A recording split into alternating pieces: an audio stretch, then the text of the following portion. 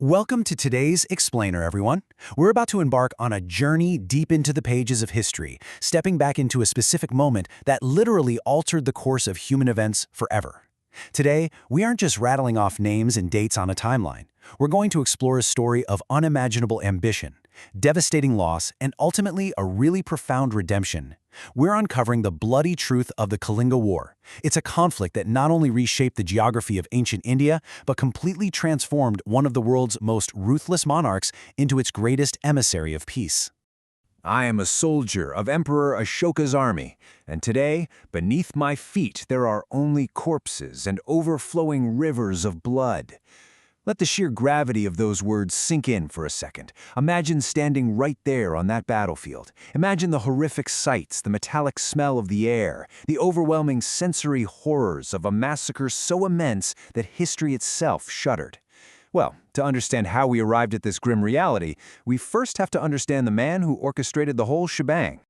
Okay, let's dive into this. Section 1. The Ambition of Chandashoka.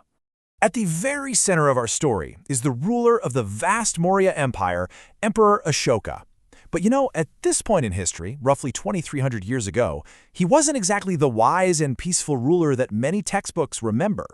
No, he was actually known as Chandashoka, which translates to Ashoka the Fierce, or the Ruthless One. This guy possessed an insatiable hunger for world conquest. His desire to expand his borders and assert total dominance was an absolute obsession. It was like a fire that no amount of acquired territory could ever seem to put out. And this brilliantly illustrates the central conflict of our story. On one hand, we have Ashoka's Maurya Empire, incredibly vast, highly aggressive, and relentlessly seeking absolute dominance over the known world. But there was this one place that constantly pricked at Ashoka's pride, a real thorn in his side. And that was the wealthy, fiercely independent state of Kalinga, which is modern-day Odisha.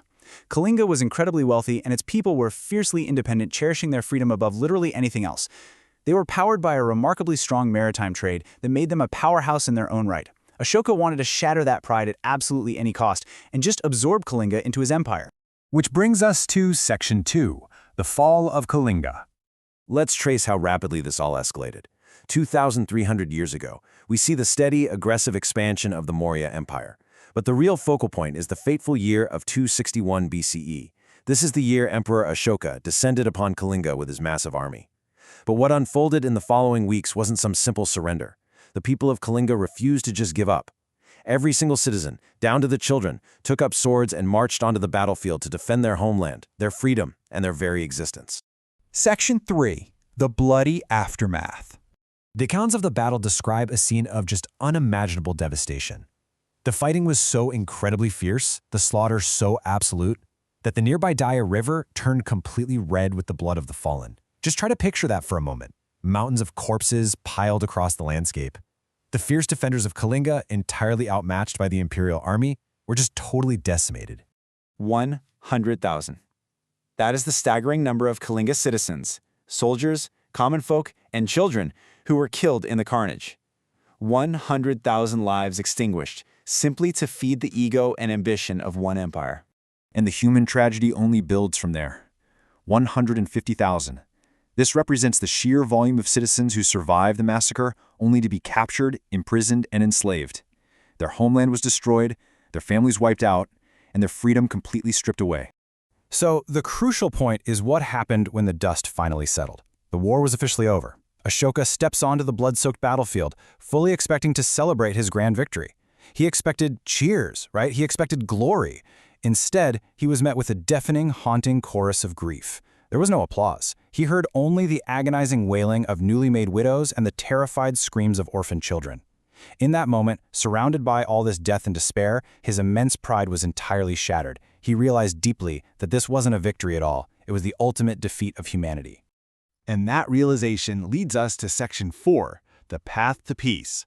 Now, what's really interesting about this is how the trauma of his own victory catalyzed a complete psychological and spiritual rebirth. The man known as Chandashoka, Ashoka the Fierce, essentially died on that battlefield. In his place emerged Dharmashoka, Ashoka the Pious. It was a complete moral transformation from a ruthless conqueror driven by ego into a dedicated emissary of peace, empathy, and compassion.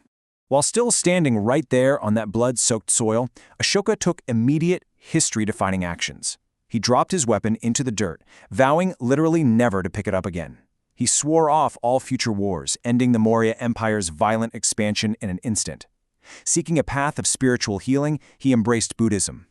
From that day forward, he chose humanity over imperialism, dedicating the rest of his reign and his vast resources to spreading messages of global peace and compassion across the world.